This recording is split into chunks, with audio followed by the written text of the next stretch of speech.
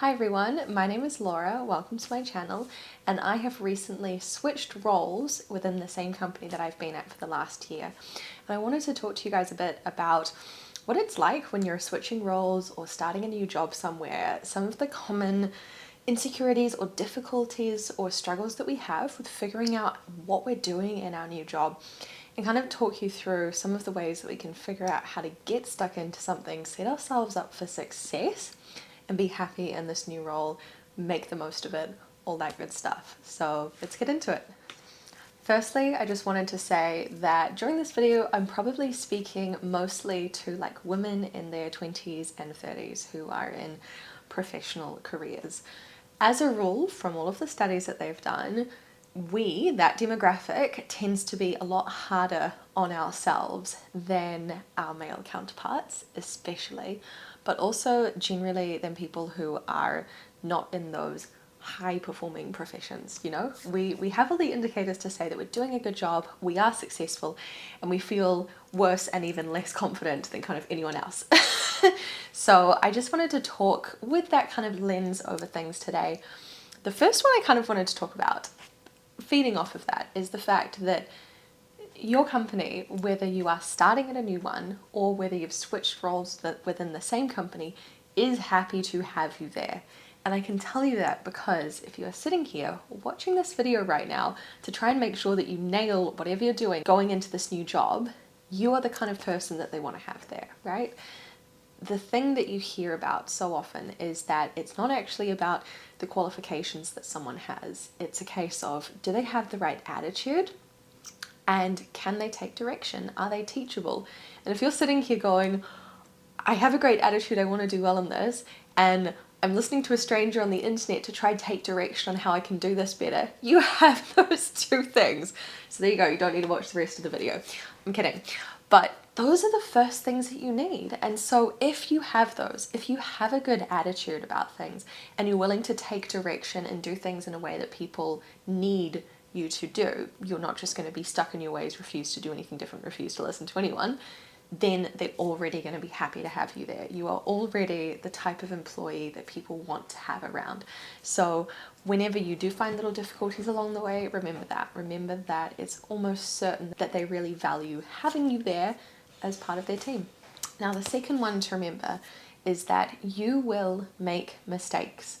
When you are learning a new company or learning a new role, if you are trying at all, you will end up making mistakes. And I've been in my new role for about 6 weeks now, and there have been so many mistakes along the way, right? Because when you are trying to figure stuff out, a lot of the time it just is trial and error, right? And that's why you come back to the first point of being open and teachable, is that you will make mistakes. Don't let it get you down, right?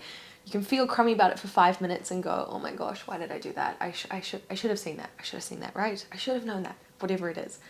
But 5 minutes later, pick yourself back up, allow that to be a teachable moment and go, great, now let me check in with my supervisor or my colleague and just make sure that I understand what this is for the future so that I know I can learn from this, right?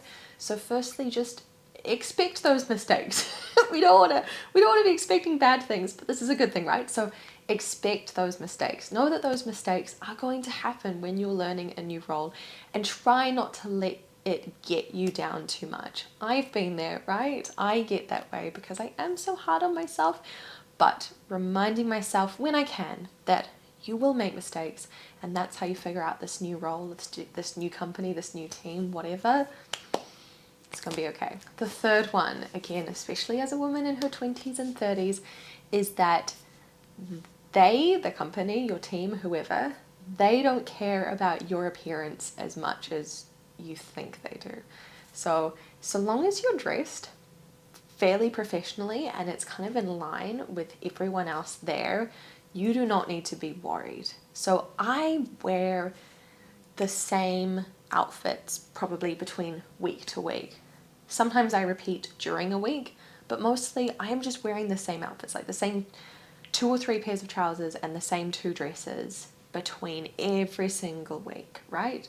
And I'm not that professional. I actually just decluttered my 2 pairs of work heels and two other pairs of professional shoes. So I have my nice white leather sneakers, I have a pair of heels that I wear in summer, and I have my black boots. Those are my 3 pairs of work shoes, because I know that no one really cares about it that much.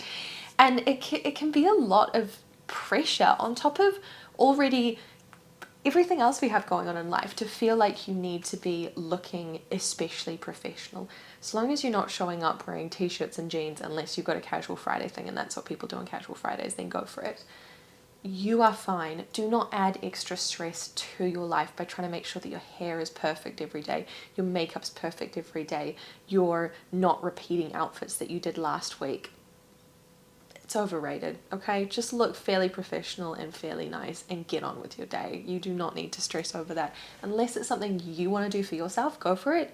But don't feel like people are looking at you going like, she didn't curl her hair today. It's fine, I promise. Leftovers are cool.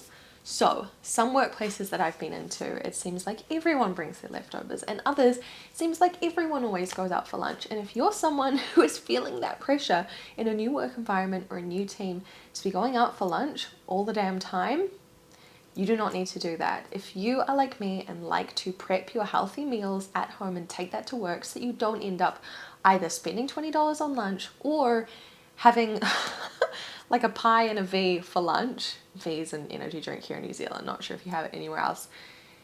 Don't feel that pressure, right? Yeah, it's good to be social sometimes, and maybe it ends up being once a week that you're going for lunch with people to just make sure that you're socializing, but just sitting in the lunchroom or even at your desk if you have like personal admin to take care of on your lunch break with your leftovers is totally cool. Do not feel like you are missing out all the time or feel self-conscious. Save your money, eat your healthy food you brought from home. You'll thank me for it. Talk to new people and they will so appreciate it. So when you are going into a new work environment, right, and people have been there for a year or two, see this unfamiliar face, the first thing they're going to be asking themselves is, has that person been here for ages and I just never noticed them before? Or are they actually new? And it's horrible, because if you are that person looking over going, have I just never noticed this person? You can't go over and be like, oh, hey, are you new? And then they're like, no, I've been here for 4 months. You can't do that. So if you are the new person, please, please, please go over and say hi to people, right? Even if it's just like oh, hey, I'm Laura. I just joined so-and-so's team as this role. I mean, if they really don't care, they can just be like, oh, okay, cool, awesome, nice to meet you. You could be like, great. Or they'll go, oh, hey, you're working on this thing. That's so cool. I'm so-and-so. I'm in this department. So I'm working with your team on this thing. And you go, oh, great. And now you're making friends. You're figuring out more about what's happening with your job. And these people are like, hey, this person's really friendly and outgoing. That's awesome. I now feel like I have more of a connection to that person. And then they can help introduce you to other people. So you don't end up doing all of the work, right? But especially when you're the new person, and I know it's scary, and I'm someone who I'm sure on camera comes across as really extroverted, right? But I have to be extroverted at my job. I get home and I just try not to talk to anyone for like 2 hours, because I don't want to speak to anyone after having to be kind of extroverted all day, right? So even for me, it's not the most natural thing in the world. I just know that there is so much value in it and that people really appreciate it. And I know it's tough as the new person, but it kind of has to come from you. So please do it, and it will be scary and it'll probably be a little bit draining, especially when you're learning everything else that's new and now you're also meeting these new people. But it will help to accelerate you getting up to speed with the company, with the role, with the people around you. And it's honestly just a good idea. So get out there and introduce yourself as the new person. Don't feel like you have to get involved in every social thing that's happening at your work, but definitely get involved in some social stuff. So I know some workplaces seem to have like a running club, a book club, a wine and cheese club, a yoga club, a pub quiz club, right? Like there can be so many activities that people have as like extracurriculars at work. don't feel like you have to get involved in everything, because it can totally derail your life if you suddenly have a new thing every single night that you're trying to do after work. It can be a lot. So don't feel like you have to get involved in every single thing, even if there's kind of pressure to like be social, get involved, right? Maybe try a couple of things, or maybe just start by trying one, seeing how that goes, and then seeing if you maybe like to try another. I would avoid sort of not getting involved in anything, particularly at the beginning. You kind of have a free pass to just try stuff out, see if you enjoy it, right? Later on, it's a bit harder to kind of jump in. And again, like the saying hi to people and saying, I'm the new person, I'm in this person's team, I do this. Getting involved in that social stuff can just be really great, and you might surprise yourself as to what you end up enjoying. And I have definitely found that, right? And there hasn't been as much social stuff at my new job, but the stuff that has been there, I have definitely tried to get involved in. And it's kind of a be the culture you want to see, right? If you want things to be inclusive and fun and feel like we can collaborate as people, you kind of have to do that yourself a little bit to see it. So I would say, do not feel like you have to get involved in every social thing. Sometimes you just need to finish your job at 5 and go home and not see those people until 9 the next day. And that is totally valid, and make sure you have some of that time, right? But try do some social things here and there. At work, ask what the boundaries are for things that are important for you. So if you really like having like the same set desk that you can go to every day, but it seems to be like there's this kind of semi-set desks, semi-hot desking environment, just find out who you need to ask, and then ask if you can just have a desk that is your desk if you're in most of the days of the week. Find out if that's allowed, or if you actually have to do a hot desking environment. Because if it matters to you and it would reduce your stress just knowing which seat you're going to every day, you may as well ask to find out and get a definitive answer. And it also stops you getting in trouble for like leaving your stuff there overnight and then someone tells you that actually you're not allowed to do that, right? So if it's important, ask. If in previous jobs you've got all your meetings done for the day and then left at like 3, gone home, grabbed your dinner, and then continued working on your notes for a few hours after, and that just makes your life so much more enjoyable being able to do that, ask if that's something that you're able to do at your job, even if it's a few days a week, right? You do not want to be that person getting in trouble for like skipping out early and then have to explain that actually you were then doing more work at home, right?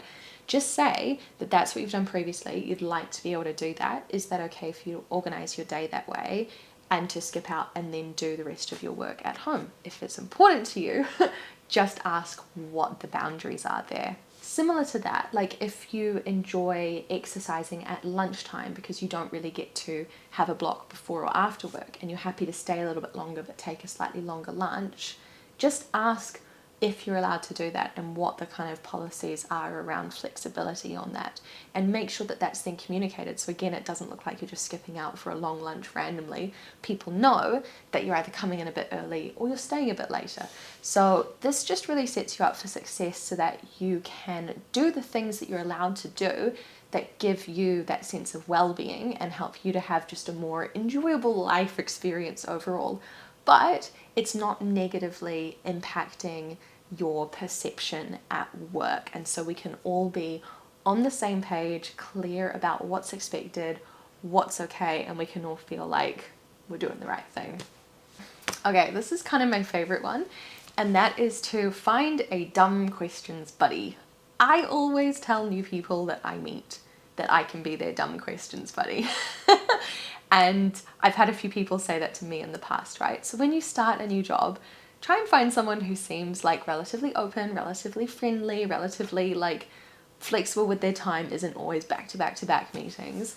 And see if you can ask them dumb questions, because it can be so helpful, even through all of the other tips that I've said, to at the end of the day still have someone who can be your dumb questions buddy, because we end up with all this assumed knowledge when we're working at companies. Someone new comes in and they have no idea what's going on with certain stuff. It's really obvious to us, and it's really obvious to them that it's really obvious to us, but the new person unfortunately has no idea. So if you are that new person, see if you can find someone who would be a good dumb questions buddy, who you can just go to and say, hey, who's that dude over there? with the bald head and the purple shirt because I've asked him like 6 times now and I cannot ask him again and I really need to talk to him, right? Find your safe person who you can ask that of, and it just makes things so much easier. All right, that is basically the list for today, but I just wanted to close this out and say that if you are a youngish professional woman, you are probably more capable than you realize. So all of my tips are really just to help that kind of friction along the way and to help you feel more confident in your new job. But the thing is, you're probably competent enough that with a little bit of help on your confidence, you will probably do an awesome job where you are. If you're interested in the role and you're there for the right reasons, you're going to have a great time. So that's what I'm also trying to remind myself of as I settle into this new role. It's challenging, it's more mental load, and it's more difficulty and more complexity than I've dealt with before, but I'm reminding myself that I am capable. They only hired me for the job because they could see that I'm capable. I'm really happy to be where I am, and I hope that you feel the same about your job too. So good luck out there. Let me know down below if you feel like any of these tips would help you, or if you have any other tips that you'd like to share with other women or people who are finding value in this video. So thank you so much, guys. Take care, and I will see you again soon. Bye.